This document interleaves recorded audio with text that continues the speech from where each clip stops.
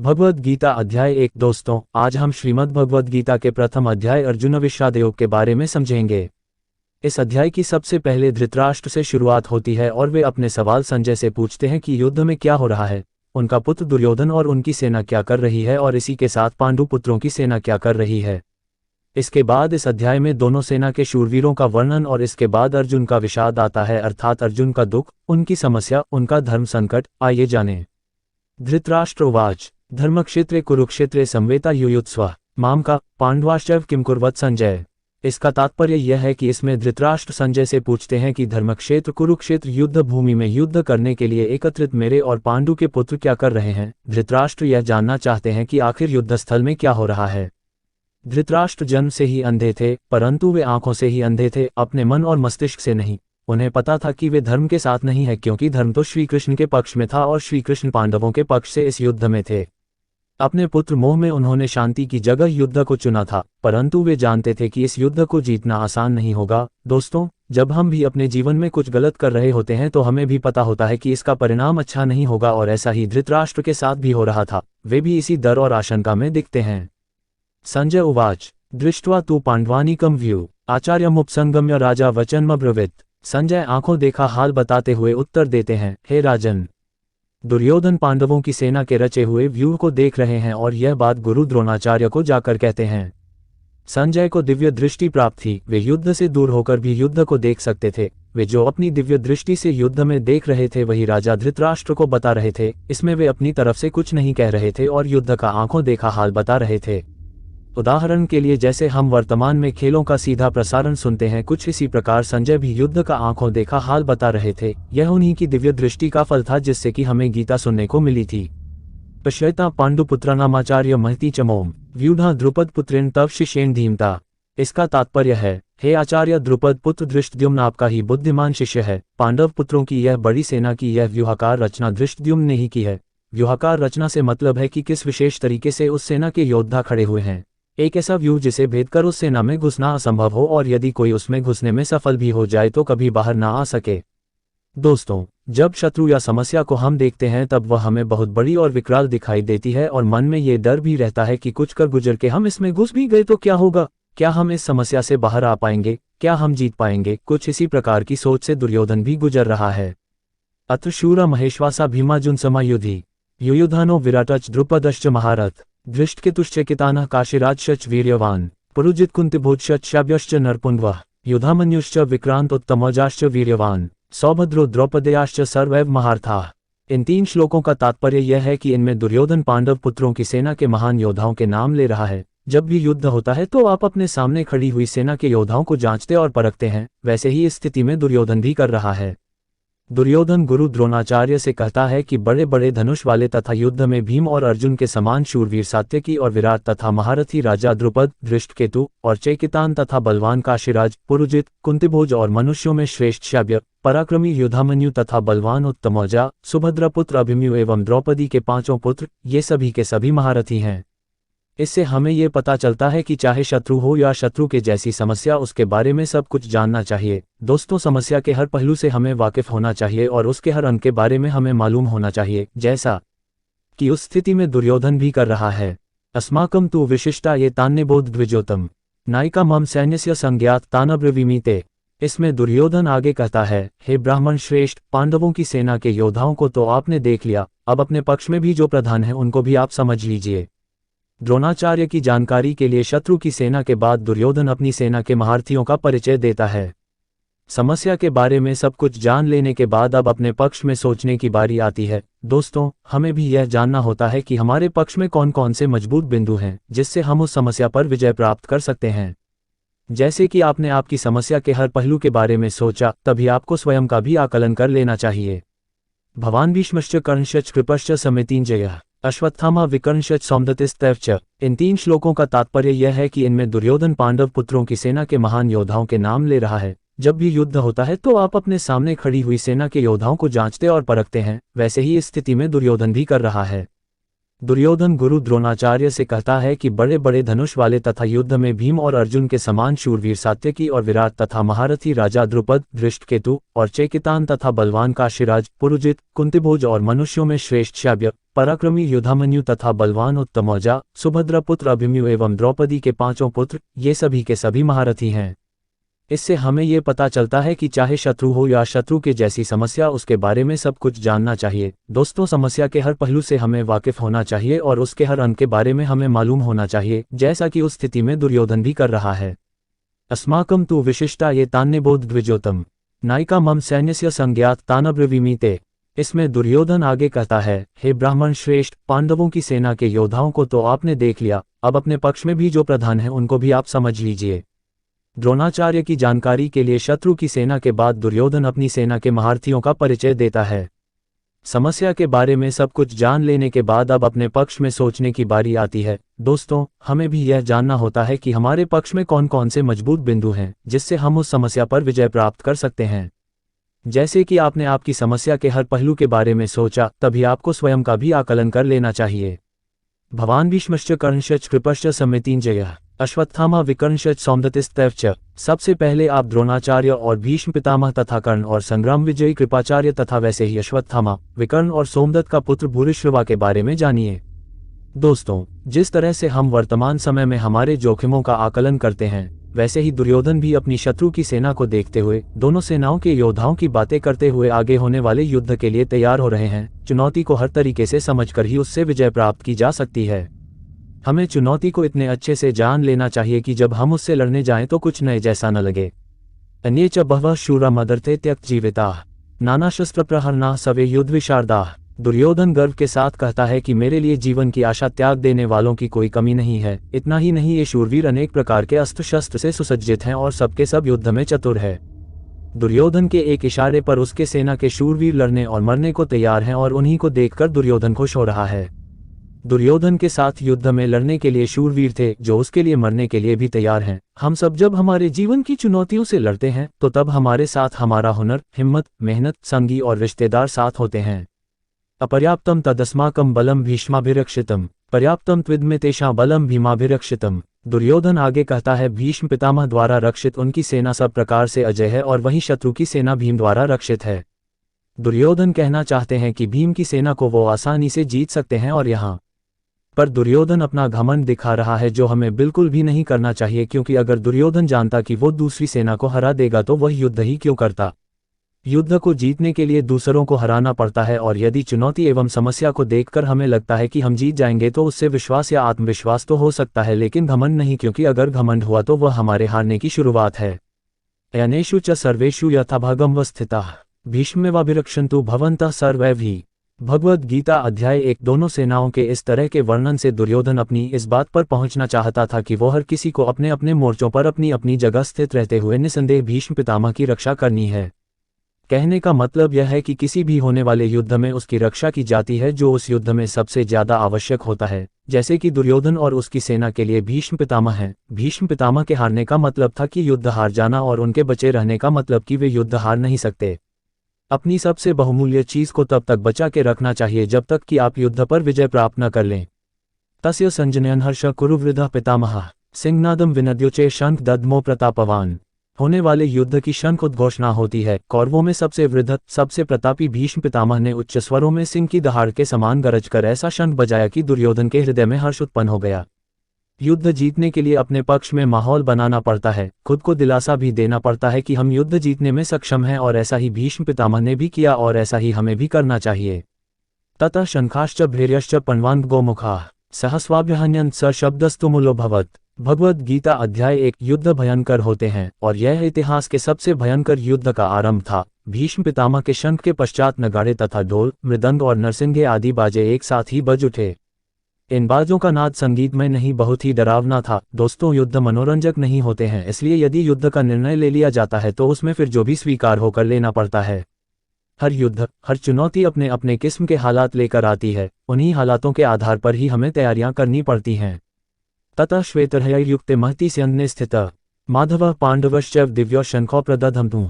अब बारी पांडु पुत्रों की थी और उनकी सेना की शंखनाद की और सफेद घोड़ों से युक्त उत्तम रथ में बैठे हुए श्री कृष्ण और अर्जुन ने भी अपने अपने अलौकिक शंख बजाए। युद्ध में जब तैयारी होती है तो वह दोनों तरफ से होती है और हर पक्ष अपनी विजय की आशा में अपनी सेना को भरोसा देता है। वर्तमान समय में हम अगर शंख बजाने की उपमा के बारे में सोचे तो ये हो सकता है कि हम कुछ भी ऐसा कर सकते हैं जो हमें प्रोत्साहित करे। पांचजन्यम ऋषिकेशो देवदत्तम धनंजय पौंड्रम दद्मो महाशंख भीमकर्मा वृकोदर। श्री कृष्ण के शंख का नाम पांचजन्य है, अर्जुन के शंख का नाम देवदत्त है और भयानक कर्म वाले भयानक भीमसेन ने अपना पौंड्रम नामक महाशंख बजाया। अपने जीवन में इसी तरह से हम भी अपनी चुनौतियों में आगे बढ़ने के लिए अपनी प्रेरणा चुन सकते हैं। कुछ लोगों के लिए संगीत ऐसा कार्य करता है, कुछ के लिए भगवान को याद करना और कुछ के लिए माता पिता का आशीर्वाद उनकी प्रेरणा हो सकता है। हमें अपने अपने शंख स्वयं चुन सकते हैं। अनंत विजय राजा कुंती पुत्रो युधिष्ठिर नकुल सहदेवश्च सुघोष्मण्य पुष्पको। भगवद गीता अध्याय 1। पांडवों में सबसे बड़े भाई कुंतीपुत्र राजा युधिष्ठिर ने अनंत विजय नाम का और नकुल तथा सहदेव ने सुघोष एवं मणिपुष्पक नामक शंख बजाए। दोस्तों, प्रेरणा तो सभी को चाहिए और जैसे कि हमने देखा कि कैसे सब लोग युद्ध को जीतने के लिए अपने अपने प्रयास कर रहे थे। काश्यश्च परमेश्वास शिखंडी च महार्था धृष्टद्युम्नो विराटच सात्यकिश्च प्राजितः द्रुपदो द्रौपदेयाश्च सर्वशः पृथिवीप्ते सौभद्रश्च महाबाहु शंखांदद्मोह पृथक पृथक। हर शंख की अलग ध्वनि अपना एक अलग अस्तित्व, युद्ध का हर योद्धा अपनी उपस्थिति दर्ज कर रहा है।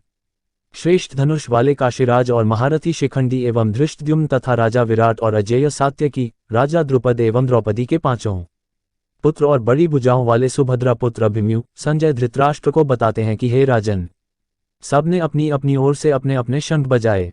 दोस्तों, महाभारत का युद्ध ऐसा था कि इसमें हर बड़ा योद्धा भाग ले रहा था और ऐसे मौके को कोई कैसे छोड़ सकता था। इसमें हमारे लिए ध्यान देने की बात यह है कि सच्चा योद्धा तो वही है जो युद्ध के लिए तत्पर रहे। युद्ध को आप जीवन माने या चुनौती माने, जो भी माने, परंतु उसके लिए हमेशा तैयार रहे। इसलिए हर योद्धा शंख बजा बजा कर सबको अपने होने का आभास करवा रहा है। सघोषों धार्तराष्ट्राणा हृदयानि व्यदारयत नभज पृथ्वी चैव तुमुलो व्यनुनादयन। युद्ध से पहले जैसे आप शत्रु को अपनी शक्ति दिखाकर डराने का प्रयास करते हैं, वैसे भी यहाँ भी हो रहा है। संजय कहते हैं कि इस भयानक शब्द ने आकाश और पृथ्वी को भी गुंजाते हुए धृतराष्ट्र के अर्थात आपके पक्ष वालों के हृदय विदीर्ण कर दिए। जब आप हुंकार भरते हैं तो बड़े से बड़े शत्रु को भी डर लगता है। ये हुंकार ऐसी होनी चाहिए कि शत्रु सोचे कि वह किससे युद्ध करने जा रहा है। आप कभी भी किसी से मिलने के लिए जाएं तो आपकी प्रतिभा ऐसी होनी चाहिए कि सामने वाला आपके कौशल से प्रभावित हो जाए।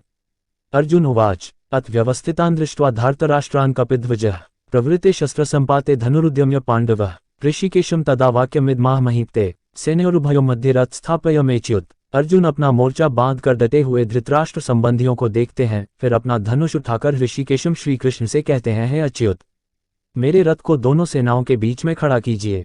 अच्युत अर्थात अटल, जो अपने स्थान से हटता नहीं, जिसका नाश नहीं हो सकता। और श्री कृष्ण का एक नाम अच्युत भी था और अर्जुन अपने सारथी श्री कृष्ण से दोनों सेनाओं के बीच में जाने के लिए कह रहे हैं। अर्जुन ने श्री कृष्ण को इसलिए चुना था क्योंकि वे जानते थे कि जब साक्षात भगवान उनके साथ हैं तो इसका मतलब धर्म उनके साथ हैं और जिनके साथ धर्म होता है वह कभी हार नहीं सकता है। यावदेतान् निरीक्षे योद्धुका मानवस्थितान् कैर्मया सह योद्धव्यमस्मिन् रणसमुद्यमे। भगवद गीता अध्याय 1। दोस्तों, आज के जीवन का ये सबसे बड़ा ज्ञान है। युद्ध कोई भी हो सकता है, किसी भी प्रकार का, और आप दोनों पक्षों के बीच में जाकर आप युद्ध की सही अवस्था को जान सकते हैं। अर्जुन श्री कृष्ण से कहते हैं कि हे कृष्ण, जब तक मैं युद्ध क्षेत्र में डटे हुए युद्ध के अभिलाषी इन विपक्षी योद्धाओं को भली भांति देख न लूं कि इस युद्ध रूपी व्यापार में मुझे किन किन के साथ युद्ध करना योग्य है, तब तक इस रथ को यहीं खड़ा रखें। दोस्तों, हमें भी हमारी समस्या के बीच में खड़े होकर उसे भली भांति देखना और परखना चाहिए और तभी निर्णय लेना चाहिए। योत्स्यमानान्वीक्ष्य तेत समागताः धार्तराष्ट्रस्य दुर्बुद्धिर्युद्धे प्रियचिकीर्ष्वः। अर्जुन दुर्योधन को दुर्बुद्धि बता रहे हैं क्योंकि दुर्योधन के हट के चलते ही यह युद्ध हुआ और दुर्योधन का साथ देने जितने भी राजा आए हैं उन्हें अर्जुन युद्धस्थल की बीच में खड़े होकर देखना चाहते हैं। दोस्तों, यह जरूरी नहीं कि आपका शत्रु सही हो, यह भी हो सकता है कि उसने गलत तरीके अपना के आपको युद्ध में उलझाना चाहा हो, जैसा कि महाभारत में भी हुआ। युद्ध तो करना ही पड़ता है और वह तभी करना चाहिए जब आप अपने शत्रु को अच्छे से देख और परख चुके हों और जान चुके हों। इसलिए अर्जुन श्री कृष्ण से दोनों सेनाओं के बीच रथ को ले जाने के लिए कहते हैं। संजय उवाच एवं मुक्तो ऋषिकेशो गुडकेशेन भारत सेनयोरुभयोः मध्ये स्थापयित्वा रथोत्तमम् भीष्मद्रोण प्रमुखतः सर्वेषां च महीक्षिताम् उवाच पार्थ पश्येतान् संवेतान् कुरुनिति। संजय अपना आंखों देखा हाल बताते हैं, हे धृतराष्ट्र, जैसा कि अर्जुन ने कहा था, श्री कृष्ण ने दोनों सेनाओं के बीच में भीष्म पितामह और द्रोणाचार्य के सामने तथा संपूर्ण राजाओं के सामने रथ को खड़ा करके इस प्रकार कहा, हे पार्थ, युद्ध के लिए जुटे हुए इन कौरवों को देखो। दोस्तों, पार्थ अर्जुन का ही नाम था, वही अर्जुन जो शंका में बस गिरने ही वाले हैं, और हम सब भी पार्थ हो सकते हैं, और यदि हम कभी अपने आप को शंका में घिरा पाते हैं तो सहायता के लिए भगवान श्री कृष्ण भी दूर नहीं होते हैं और न ही उनकी गीता दूर होती है। तत्रापश्यत स्थितान पार्थः पितृन् पितामहान आचार्यान् मातुलान् भ्रातॄन् पुत्रान् पौत्रान् सखींस् तथा। कुंती का एक नाम पृथा भी था, पृथापुत्र अर्थात कुंतीपुत्र। पार्थ दोनों ही सेना के मध्य में उपस्थित ताऊ, चाचा, दादा, परदादा, गुरु, मामा, भाइयों, पुत्रों और पोतों को देख रहे हैं। इसलिए महाभारत को धर्म युद्ध कहा गया है, एक ऐसा युद्ध जो धर्म के लिए किया गया था, और इस युद्ध का एक बड़ा परिवार दो हिस्सों में बंट गया था, आधे सगे संबंधी एक तरफ और आधे दूसरी तरफ। हर किसी को फैसला करना था कि वह युद्ध में किसका साथ देना चाहता है, कौरवों का या पांडवों का। श्वशुरान सुहृदश्चैव सेनयोरुभयोपि तान् समीक्ष्य स कौन्तेयः सर्वान् बन्धूनवस्थितान्।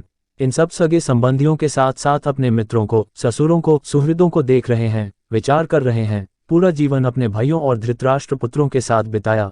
सारे सगे संबंधी एक ही तो हैं और दोनों पक्षों में अपने ही तो लोग हैं, किंतु अब अपनों के ही दो पक्ष बन गए हैं, उसमें से एक पक्ष शत्रु का है।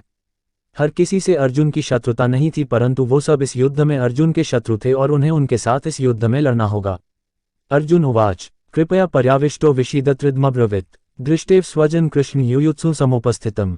अपने करीबी एकदम अर्जुन के सामने खड़े थे, परंतु शत्रु पक्ष में उन उपस्थित संपूर्ण बंधुओं को देखकर वे कुंतीपुत्र अर्जुन अत्यंत करुणा से युक्त होकर शोक करते हुए श्री कृष्ण से कह रहे हैं। और दोस्तों, यहीं से अर्जुन के विषाद का आरंभ होता है, जिसके लिए संपूर्ण गीता की रचना हुई, और श्री कृष्ण को अर्जुन के मार्गदर्शन के लिए एक ऐसी रचना करनी पड़ी जो हमेशा हमेशा के लिए हर किसी को सही राह में चलने के लिए प्रेरित करती है और आगे भी प्रेरित करती रहेगी। सीदंती मम गात्राणि मुक्च परिशुष्यति वेप्तुश्च शरीरे में रोमहर्षश्च जायते। अर्जुन कहते हैं, हमें जिनके लिए राज्य, भोग और सुखादि अभीष्ट हैं, वे ही ये सब धन और जीवन की आशा को त्याग कर युद्ध में खड़े हैं। दोस्तों, सोचिए, जीवन का हर कार्य हम अपनों के लिए ही करते हैं। हमारा सारा काम, हमारे सारे फायदे, सुख शांति, भागदौड़ अपनों के लिए ही तो होती है, और यहाँ पर हमें अपनों को ही मारना पड़ रहा है। इससे बड़ी क्या दुविधा होगी। अब वही अपने आप को मारने के लिए खड़े हैं और अब आपको भी उन्हें मारना पड़ेगा। ऐसी दुनिया किस काम की? यही उलझन अर्जुन के मन में है। हो तो क्या करें? अर्जुन पूछते हैं, हे माधव, अपने ही बांधव और धृतराष्ट्र पुत्रों को मारने के लिए हम योग्य नहीं है, क्योंकि अपने ही कुटुंब को मारकर हम कैसे सुखी होंगे। दोस्तों, जब भी कभी भी आपके सामने ऐसी परिस्थिति आए जिसमें लालच की वजह से बंटवारा हो रहा हो या झगड़ा हो रहा हो, तो ठंडे दिमाग से अर्जुन की ऐसी हालत के बारे में सोचिएगा और देखिएगा कि दुनिया का सबसे बड़ा युद्ध करके किसी को क्या प्राप्त हुआ। यद्यप्येते न पश्यन्ति लोभोपह चेत्सः कुलक्षयकृत दोषं मित्रद्रोहे च पातकम् तत् न ज्ञेयमस्माभिः पापादस्मान् निवर्तितुम् कुलक्षयकृत दोष प्रपश्यद्भिर्जनार्दन। भगवद गीता अध्याय 1। आपका शत्रु किसी भी पाप को करने के लिए तैयार है, परंतु आप समझते हैं कि जो गलत व अनुचित है वो नहीं करना चाहिए। इन दोनों श्लोकों में अर्जुन ने इसी दुविधा को बताया है। यद्यपि लोभ से भ्रष्टचित हुए ये लोग कुल के नाश से उत्पन्न दोष को और मित्रों से विरोध करने में पाप को नहीं देखते हैं, तो भी हे जनार्दन, कुल के नाश से उत्पन्न दोष को जानने वाले हम लोगों को इस पाप से हटने के लिए क्यों नहीं विचार करना चाहिए। दुश्मन गलत कर रहा है, वो ये नहीं समझता, लेकिन आप तो समझते हैं। समझदार होने के नाते आपको युद्ध से हटने के लिए नहीं सोचना चाहिए, लेकिन यदि आप युद्ध से हट गए तो उसे आपकी हार मानी जाएगी। दोस्तों, क्या इसके लिए आप तैयार होंगे? जैसा कि अर्जुन ने बताया, वर्णसंकर की वजह से कुल के धर्म का नाश होता है और जाति के धर्म का नाश होता है, और जब कोई अपने धर्म का पालन नहीं करेगा, कर्तव्य का निर्वाह नहीं करेगा और समाज मनमानी करके कोई नियम नहीं मानेगा, तो फिर समाज के रूप में कैसे रह जाएगा। समाज तो नाम ही कायदे और कानून का है, जहां सब सम्मान से, बिना किसी डर के एक साथ रह सकें। उत्सन्न कुल धर्माना मनुष्याना जनार्दन नरकेनियत वासो भवतीत्यनुशुश्रुम। हे जनार्दन, जिनका कुल धर्म नष्ट हो गया है, ऐसे मनुष्यों का अनिश्चित काल तक नरक में वास होता है, ऐसा हम सुनते आए हैं। दोस्तों, महाभारत के समय कुल की मान्यता इतनी थी कि जब किसी कुल का नाश हो जाता था तो यह मान लिया जाता था कि अब ये केवल नरक में ही रहेगा। इसलिए कुल की रक्षा करना, उसके सम्मान को बचाना, उसका नाम करना इतनी बड़ी बात मानी जाती थी। अर्जुन ही नहीं, ऐसा हम भी सुनते आए हैं कि जो धर्म का, कुल का सम्मान नहीं करते वे सीधे नरक को जाते हैं। इसे आप ऐसा भी मान सकते हैं कि जहां धर्म नहीं होता वो जगह अपने आप ही नरक बन जाती है, और आप अपने चारों तरफ देख सकते हैं, ऐसी कई जगह आपको देखने के लिए मिल जाएंगी। अहो बत महत्पापन कर्तुन व्यवसिता वयम यद्राज्य सुखलोभेन हन्तुन स्वजन्मुद्यताः। अर्जुन आगे स्वयं को दोष दे रहे हैं, शोक में हम लोग बुद्धिमान होते हुए भी पाप करने को तैयार हो गए हैं, जो राज्य और भोग की लालच में स्वजनों को मारने के लिए भी उद्यत हो गए हैं। दोस्तों, दुर्योधन जैसा भी है, उसने जो भी निर्णय लिया, परंतु अर्जुन और उसकी सेना तो समझदार है, क्या ऐसा उनके लिए ठीक है?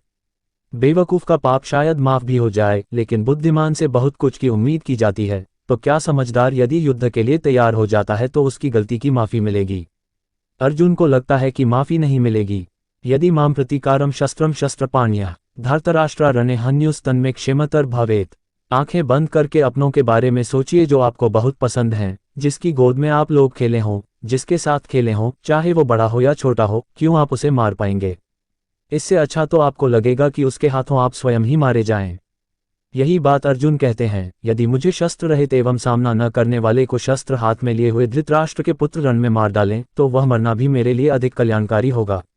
संजय उवाच एवमुक्त्वार्जुनः संख्ये रथोपस्थोपाविशत् विसृज्य सश्चापन शोकसंविघ्न मानसः। संजय जो धृतराष्ट्र को इस महान युद्ध का वर्णन दे रहे हैं, वो बताते हैं, हे धृतराष्ट्र, रणभूमि में शोक से उद्विग्न मन वाले अर्जुन बाण के साथ धनुष को त्याग कर रथ के पिछले हिस्से में बैठ गए हैं। भगवद गीता अध्याय 1 अर्जुन विषाद योग। दोस्तों, ये था गीता का पहला अध्याय अर्जुन विषाद योग। इसमें अर्जुन के दुख के होने की, उसके मन में शंका उत्पन्न होने की और यही बातें हमारे सामने मुखर होकर आती हैं इस पूरे अध्याय में। इसके अगले अध्याय में भगवान श्री कृष्ण अर्जुन के दुख का, शंका का कैसे भली भांति उत्तर देते हैं वह जानेंगे।